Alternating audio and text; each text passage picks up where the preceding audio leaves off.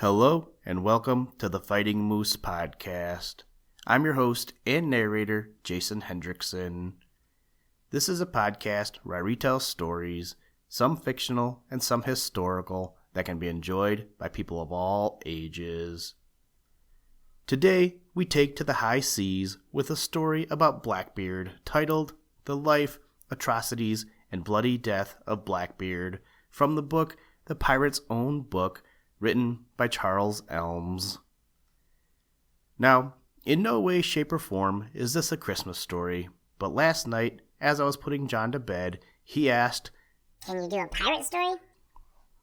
I mean, who better to hear a pirate story about than Blackbeard himself? I was going to do a different pirate, but I think I'll save that one for later. Now, just as a forewarning, this is a story about Blackbeard, so there's gonna be some fighting, guns, and other stuff that might be a little scary for younger people. But it's history, and sometimes history is scary. Now, let's turn to today's story. I hope you enjoy. Let's begin. Liftoff. We have a liftoff.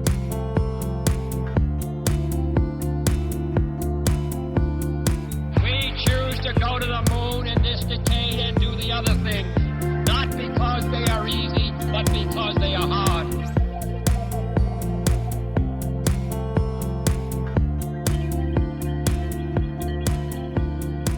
The Life, Atrocities, and Bloody Death of Blackbeard. Edward Teach was a native of Bristol, and having gone to Jamaica, frequently sailed from that port as one of the crew of a privateer during the French War. In that station, he gave frequent proofs of his boldness and personal courage, but he was not entrusted with any command until Captain Benjamin Hornigold gave him the command of a prize which he had taken. In the spring of 1717, Hornigold and Teach sailed from Providence for the continent of America, and on their way captured a small vessel with 120 barrels of flour, which they put on board their own vessel. They also seized 2 other vessels. From one they took some gallons of wine, and from the other plunder to a considerable value. After cleaning upon the coast of Virginia, they made a prize of a large French Guineaman bound to Martinique, and Teach, obtaining the command of her, went to the island of Providence and surrendered to the king's clemency. Teach now began to act an independent part. He mounted his vessel with 40 guns and named her the Queen Anne's Revenge. Cruising near the island of St. Vincent, he took a large ship called the Great Allen, and after having plundered her of what he deemed proper, set her on fire. A few days after, Teach encountered the Scarborough man-of-war, and engaged her for some hours, but perceiving his strength and resolution, she retired, and left Teach to pursue his depredations. His next adventure was with a sloop of 10 guns, commanded by Major Bonnet, and these 2 men cooperated for some time, but Teach, finding him unacquainted with naval affairs, gave the command of Bonnet's ship to Richards, one of his own crew, and entertained Bonnet on board his own vessel. Watering at Turniff, they discovered a sail, and Richards with the Revenge slipped her cable and ran out to meet her. Upon seeing the black flag hoisted, the vessel struck, and came to under the stern of Teach the Commodore. This was the adventure from Jamaica. They took the captain and his men on board the great ship, and manned his sloop for their own service. Weighing from Turniff, where they remained during a week, and sailing to the bay, they found there a ship and 4 sloops. Teach hoisted his flag and began to fire at them, upon which the captain and his men left their ship and fled to the shore. Teach burned 2 of these sloops, and let the other 3 depart. They afterwards sailed to different places, and having taken 2 small vessels, anchored off the bar of Charleston for a few days. Here they captured a ship bound for England as she was coming out of the harbor. They next seized a vessel coming out of Charleston, and 2 pinks coming into the same harbor, together with a brigantine with 14 black men.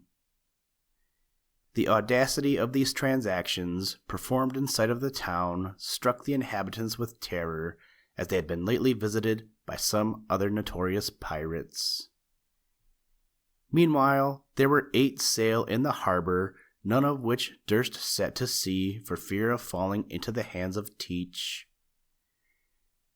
The trade of this place was totally interrupted, and the inhabitants were abandoned to despair. Their calamity was greatly augmented from this circumstance, that a long and desperate war with the natives had just terminated, when they began to be infested by these robbers. Teach having detained all the persons taken in these ships as prisoners, they were soon in great want of medicines, and he had the audacity to demand a chest from the governor. This demand was made in a manner not less daring than insolent. Teach sent Richards, the captain of the Revenge, with Mr. Marks, one of the prisoners, and several others, to present their request. Richards informed the governor that unless their demand was granted, and he and his companions returned in safety, every prisoner on board the captured ships should instantly be slain, and the vessels consumed to ashes. During that time that Mr. Marks was negotiating with the governor, Richards and his associates walked the streets at pleasure, while indignation flamed from every eye against them, as the robbers of their property and the terror of their country. Though the affront thus offered to the government was great and most audacious, yet to preserve the lives of so many men, they granted their request, and sent on board a chest valued at 300 or 400 pounds. Teach, as soon as he received the medicines, and his fellow pirates pillaged the ships of gold and provisions, and then dismissed the prisoners with their vessels. From the bar of Charleston they sailed to North Carolina. Teach now began to reflect how he could best secure the spoil, along with some of the crew who were his favorites. Accordingly, under pretense of cleaning, he ran his vessel on shore and grounded, then ordered the men in Hans's sloop to come to his assistance, which they, endeavoring to do, also ran aground, and so they were both lost. Then Teach went into the tender with 40 hands, and upon a sandy island about a league from shore, where there was neither bird nor beast, nor herb for their subsistence, he left 17 of his crew, who must inevitably have perished, had not Major Bonnet received intelligence of the miserable situation, and sent a longboat for them. After this barbarous deed, Teach, with the remainder of his crew, went and surrendered to the governor of North Carolina, retaining all the property which had been acquired by his fleet. The temporary suspension of the depredations of Blackbeard, for so he was now called, did not proceed from a conviction of his former errors, or a determination to reform, but to prepare for future and more extensive exploits. As governors are but men, and not unfrequently by no means possessed of the most virtuous principles, the gold of Blackbeard rendered him comely in the governor's eyes, and by his influence he obtained a legal right to the great ship called the Queen Anne's Revenge. By order of the governor, a court of vice-admiralty was held at Bathtown, and that vessel was condemned as a lawful prize which he had taken from the Spaniards, though it was a well-known fact that she belonged to English merchants.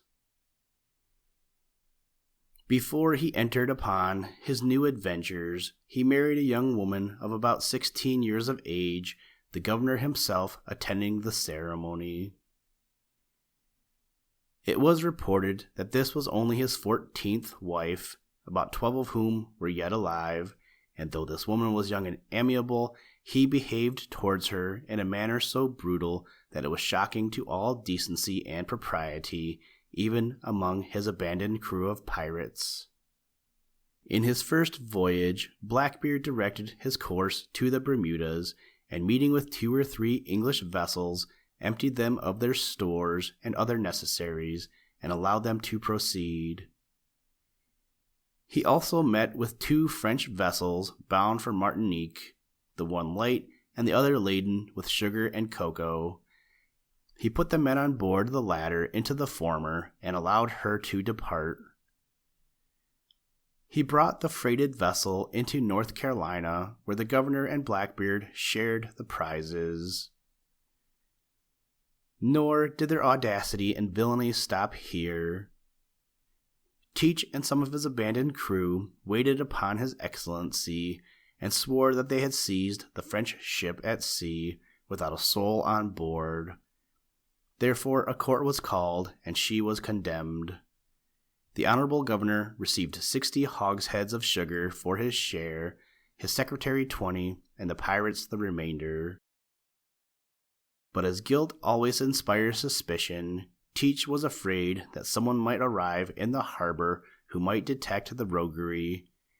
Therefore, upon pretense that she was leaky and might sink, and so stop up the entrance to the harbor where she lay, they obtained the governor's liberty to drag her into the river, where she was set on fire, and when burnt down to the water, her bottom was sunk, that so she might never rise in judgment against the governor and his confederates. Blackbeard, now being in the province of Friendship, passed several months in the river, giving and receiving visits from the planters, while he traded with the vessels which came to that river, sometimes in the way of lawful commerce, and sometimes in his own way.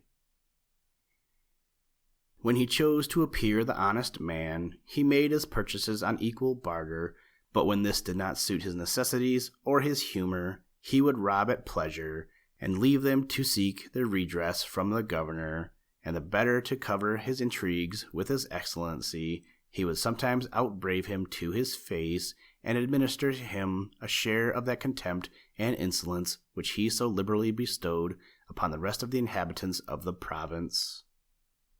But there are limits to human insolence and depravity.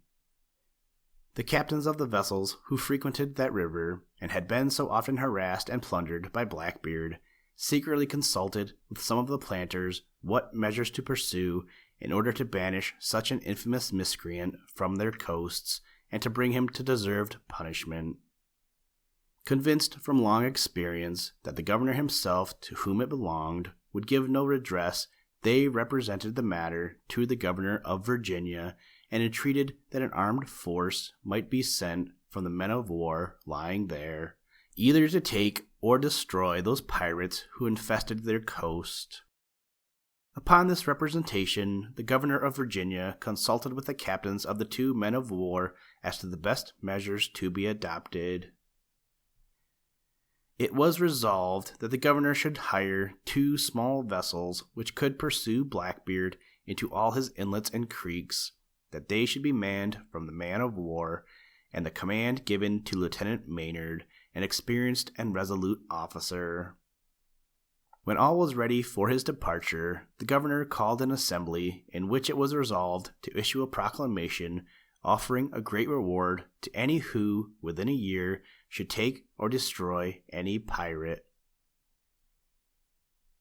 Upon the 17th of November, 1717, Maynard left James's River in quest of Blackbeard, and on the evening of the 21st came in sight of the pirate.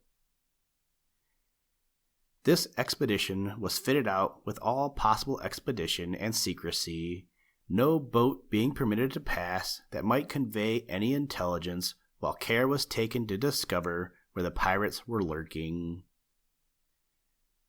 His Excellency the Governor of Bermuda and his secretary, however, having obtained information of the intended expedition, the latter wrote a letter to Blackbeard intimating that he had sent him 4 of his men, who were all he could meet within or about town, and so bade him be on his guard. These men were sent from Bath Town to the place where Blackbeard lay, about the distance of 20 leagues. The hardened and infatuated pirate, having been often deceived by false intelligence, was the less attentive to this information, nor was he convinced of its accuracy until he saw the sloops sent to apprehend him. Though he had then only 20 men on board, he prepared to give battle. Lieutenant Maynard arrived with his sloops in the evening, and anchored as he could not venture, under cloud of night, to go into the place where Blackbeard lay. The latter spent the night in drinking with the master of a trading vessel, with the same indifference as if no danger had been near. Nay, such was the desperate wickedness of this villain, that it is reported, during the carousals of that night, one of the men asked him, in case anything should happen to him during the engagement with the 2 sloops which were waiting to attack him in the morning, whether his wife knew where he had buried his money, when he impetuously replied that nobody but himself and the devil knew where it was, and the longest liver should take all. In the morning Maynard weighed, and sent his boat to sound, which coming near the pirate received her fire. Maynard then hoisted royal colors, and made directly towards Blackbeard with every sail and oar. In a little time the pirate ran aground, and so also did the king's vessels. Maynard lightened his vessel of the ballast and water, and made towards Blackbeard. Upon this he hailed him in his own rude style. "Darn you for villains, who are you, and whence you come?" The lieutenant answered, "You may see from our colors we are no pirates." Blackbeard bade him send his boat on board, that he might see who he was, but Maynard replied, "I cannot spare my boat, but I will come on board of you as soon as I can with my sloop." Upon this, Blackbeard took a glass of liquor, and drank to him, saying, "I'll give no quarter, nor take any from you." Maynard replied, he expected no quarter from him, nor should he give him any. During this dialogue, the pirate's ship floated, and the sloops were rowing with all expedition towards him. As she came near, the pirate fired a broadside, charged with all manner of small shot, which killed or wounded 20 men. Blackbeard's ship, in a little after, fell broadside to the shore. One of the sloops, called the Ranger, also fell astern. But Maynard, finding that his own sloop had way, and would soon be on board of Teach, ordered all his men down, while himself and the man at the helm, who he commanded to lie concealed, were the only persons who remained on deck. He at the same time desired them to take their pistols, cutlasses, and swords, and be ready for action upon his call, and, for greater expedition, 2 ladders were placed in the hatchway. When the king's sloop boarded, the pirates' case boxes, filled with powder, small shot, slugs, and pieces of lead and iron, with a quick match in the mouth of them, were thrown into Maynard's sloop. Fortunately, however, the men being in the hold, they did small injury on the present occasion, though they are usually very destructive. Blackbeard, seeing few or no hands upon deck, cried to his men that they were all knocked on the head except 3 or 4, and therefore, said he, let us jump on board and cut to pieces those that are alive. Upon this, during the smoke occasioned by one of these case boxes, Blackbeard, with 14 of his men, entered and were not perceived until the smoke was dispelled. The signal was given to Maynard's men, who rushed up in an instant. Blackbeard and the lieutenant exchanged shots, and the pirate was wounded. They then engaged sword in hand until the sword of the lieutenant broke, but fortunately one of his men at that instant gave Blackbeard a terrible wound in the neck and throat. The most desperate and bloody conflict ensued. Maynard with 12 men and Blackbeard with 14. The sea was dyed with blood all around the vessel, and uncommon bravery was displayed upon both sides. Though the pirate was wounded by the first shot from Maynard, though he had received 20 cuts and as many shots, he fought with desperate valor, but at length, when in the act of cocking his pistol, fell down dead. By this time 8 of his men had fallen, and the rest being wounded cried out for quarter, which was granted, as the ringleader was slain. The other sloop also attacked the men who remained in the pirate vessels until they also cried out for quarter. And such was the desperation of Blackbeard that, having small hope of escaping, he had placed a black man with a match at the gunpowder door, to blow up the ship in the moment that he should have been boarded by the king's men, in order to involve the whole in general ruin. That destructive broadside at the commencement of the action, which at first appeared so unlucky, was, however, the means of their preservation from the intended destruction. Maynard severed the pirate's head from his body, suspended it upon his bowsprit end, and sailed to Bathtown to obtain medical aid for his wounded men. In the pirate sloop, several letters and papers were found, which Blackbeard would certainly have destroyed previous to the engagement, had he not determined to blow her up upon his being taken, which disclosed the whole villainy between the honorable governor of Bermuda and his honest secretary on the one hand, and the notorious pirate on the other, who had now suffered the just punishment of his crimes. Scarcely was Maynard returned to Bathtown when he boldly went and made free with the 60 hogsheads of sugar in the possession of the governor and the 20 in that of his secretary. After his men had been healed at Bathtown, the lieutenant proceeded to Virginia with the head of Blackbeard still suspended on his bowsprit end as a trophy of his victory, to the great joy of all the inhabitants. The prisoners were tired, condemned, and executed, and thus all the crew of that infernal miscreant Blackbeard were destroyed, except 2. One of these was taken out of a trading vessel only the day before the engagement, in which he received no less than 70 wounds, of all which he was cured. The other was Israel Hands, who was master of the Queen Anne's Revenge. He was taken at Bathtown, being wounded in one of Blackbeard's savage humors. One night, Blackbeard, drinking in his cabin with Hands, the pilot, and another man, without any pretense, took a small pair of pistols and cocked them under the table, which being perceived by the man, he went on deck, leaving the captain, Hands, and the pilot together. When his pistols were prepared, he extinguished the candle, crossed his arms, and fired at his company. The one pistol did no execution, but the other wounded Hands in the knee. Interrogated concerning the meaning of this, he answered with an imprecation that if he did not know and then kill one of them, they would forget who he was.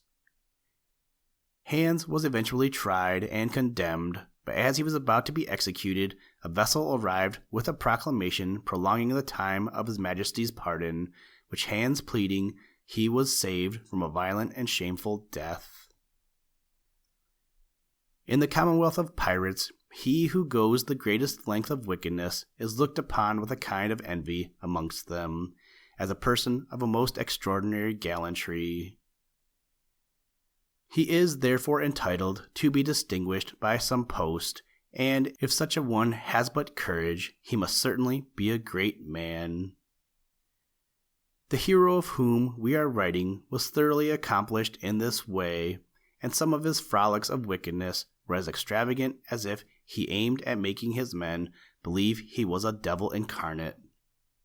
Being one day at sea, and a little flushed with drink, "Come," said he, "let us make a hell of our own, and try how long we can bear it." Accordingly he, with 2 or 3 others, went down into the hold, and closing up all the hatches, filled several pots full of brimstone and other combustible matter. Then they set it on fire, and so continued till they were almost suffocated, when some of the men cried out for air. At length he opened the hatches, not a little pleased that he had held out the longest. Those of his crew who were taken alive told a story which may appear a little incredible, that once upon a cruise they found out that they had a man on board more than their crew. Such a one was seen several days amongst them, sometimes below and sometimes upon deck, yet no man in the ship could give any account who he was or from whence he came. But then he disappeared a little before they were cast away in their great ship, and it seems they verily believed it was the devil. One would think these things should have induced them to reform their lives, but being so many reprobates together, they encouraged and spirited one another up in their wickedness, to which a continual course of drinking did not a little contribute. In Blackbeard's journal, which was taken, there were several memoranda of the following nature, all written with his own hand. "Such a day, rum all out, our company somewhat sober, and confusion amongst us, rogues a-plotting, great talk of separation, so I looked sharp for a prize. Such a day, took one, with a great deal of liquor on board, so kept the company hot, then all things went well again." We shall close the narrative of this extraordinary man's life by an account of the cause why he was denominated Blackbeard. He derived this name from his long black beard, which, like a frightful meteor, covered his whole face, and terrified all America more than any comet that had ever appeared. He was accustomed to twist it with ribbon in small quantities, and turn them about his ears. In time of action he wore a sling over his shoulders with 3 brace of pistols. He stuck lighted matches under his hat, which appeared on both sides of his face and ears, naturally fierce and wild, made him such a figure that the human imagination cannot form a conception of a fury more terrible and alarming. As if he had the appearance and look of a fury, his actions corresponded with that character.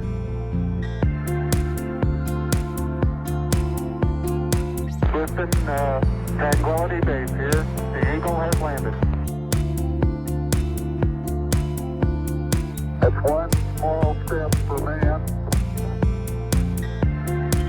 one giant leap for mankind.